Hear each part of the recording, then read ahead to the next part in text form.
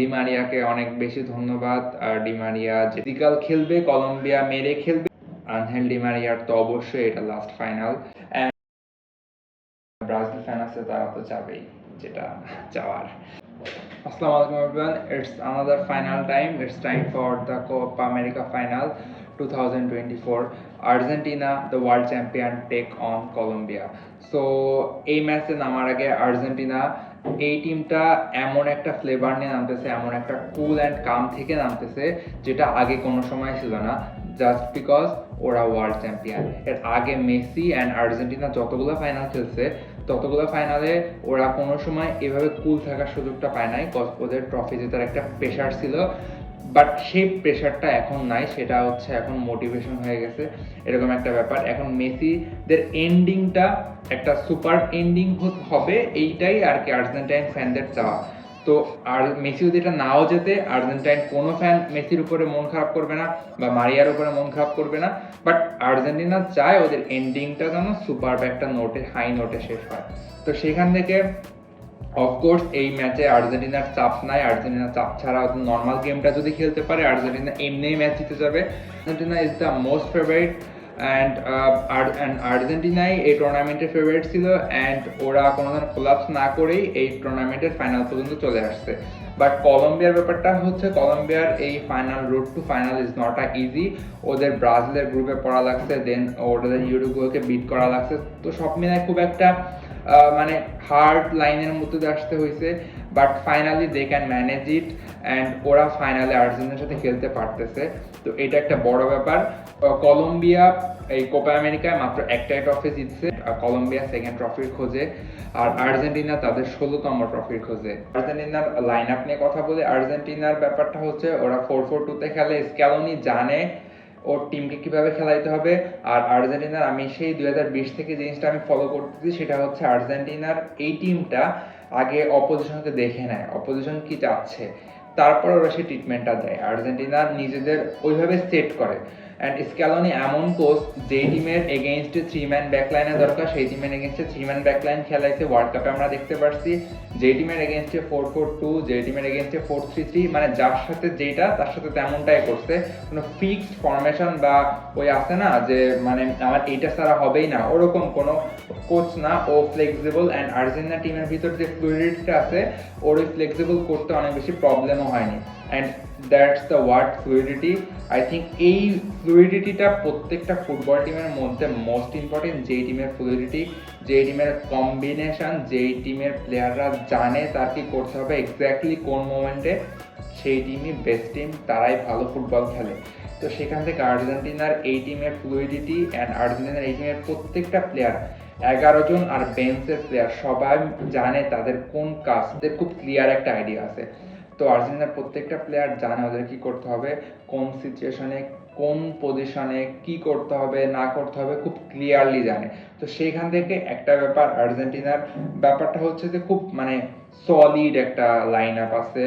ও মানে এক্সট্রা কোনো এমন হবে না যে অপোজিশনকে খুব অ্যাস্ট্রোনাইজড করে দিবে এমন একটা ডিসিশন বা এমন একটা প্লেয়ারকে খেলাই দিবে যেটা এক্সপেক্ট করতে পারে না। ব্যাপারটা তেমন না, আর্জেন্টিনা চাবে ওদের নর্মাল গেমটা খেলতে।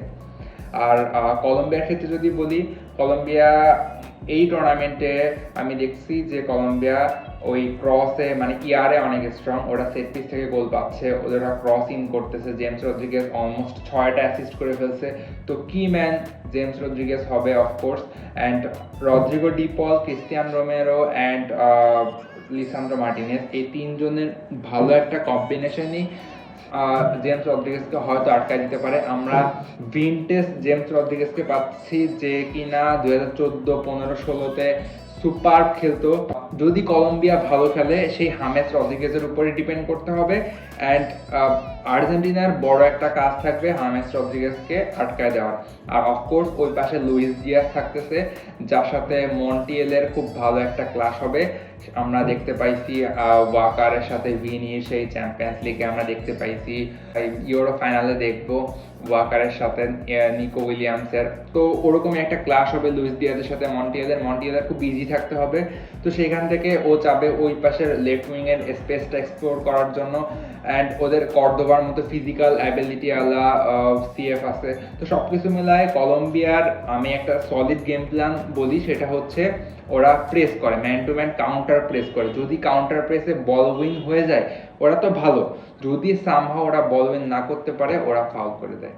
সো আর্জেন্টিনাকে এ ব্যাপারটা অবশ্যই কুল থাকতে হবে যে কলম্বিয়া ফিজিক্যাল খেলবে, কলম্বিয়া মেরে খেলবে, সেইখানে আর্জেন্টিনার যদি কোনো ধরনের কনসেন্ট্রেশন ব্রেক হয়ে যায় সেটা আর্জেন্টিনার জন্যই ক্ষতি। আর্জেন্টিনার যে আর্জেন্টিনার নর্মাল গেমটা কলম্বিয়া খেলতে দিতে চাবে না, ওরা চাবে ওদের ওই গেমের ফ্লোরটা জানি নষ্ট হয়। তো সেখান থেকে আর্জেন্টিনাকে অবশ্যই কুল থাকতে হবে। অ্যান্ড অফকোর্স আর্জেন্টিনার তো বড় একটা কনফিডেন্সের জায়গা আগেই আছে। আমি যেটা বলছি, এমিলিয়ানো মার্টিনেজ আর্জেন্টিনা জানে যদি ওরা ফাইনালে কোনোভাবে পেনাল্টি অথবা এক্সট্রা টাইমে চলে যায় সেটাই আর্জেন্টিনা আরও বেশি কমফোর্টেবল ফিল করবে। কজ ইকুয়েডরের সাথে যে লাস্ট ম্যাচে এমি মার্টিনেজ খেলছে, তার আগে ওয়ার্ল্ড কাপে, তার আগে লাস্ট কোপা আমেরিকায় কলম্বিয়ার সাথেই দুর্দান্ত পেনাল্টি সেভের মাধ্যমেই কিন্তু এমিলিয়ানো মার্টিনেজের নামটা আসে ওয়ার্ল্ড ফুটবলে। এমিলিয়ানো মার্টিনেজ স্টিল সেটা করে যাচ্ছে, পেনাল্টিতে ওর সেই ক্যালেভার শো করতেছে যেটা খুবই কম গোলকিপারদের মধ্যে আছে। পেনাল্টি সেভের যে অ্যাবিলিটি, এক্সট্রাঅর্ডিনারি অ্যাবিলিটি। তো সেখান থেকে এই ম্যাচটা খুব ভালো একটা হাই ইন্টেন্সিটির ম্যাচ হবে। মেসি এবং ডি মারিয়া দুজনেই খেলবে একই সাথে। মেসি সেকেন্ড স্ট্রাইকার রোলে খেলবে, ডি মারিয়া রাইট মিডফিল্ডে খেলবে। ওদের যে কম্বিনেশন, মেসি ড্রপ ডাউন করবে, মারিয়া উঠবে, ওই রাইট ফ্ল্যাঙ্কে যে স্পেসটা পাবে সেখান থেকে ডি মারিয়া অলওয়েজ ফাইনালে ভালো খেলে।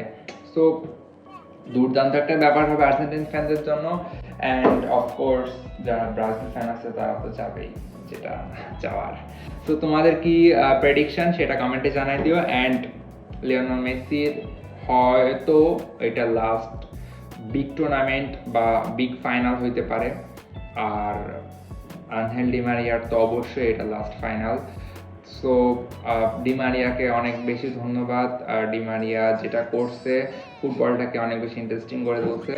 অ্যান্ড ডি মারিয়া অবশ্যই চাবে এই ফাইনালটা জিতে ওর ক্যারিয়ারের এন্ডটা করতে। So of course good wishes for the finalist Colombia and Argentina.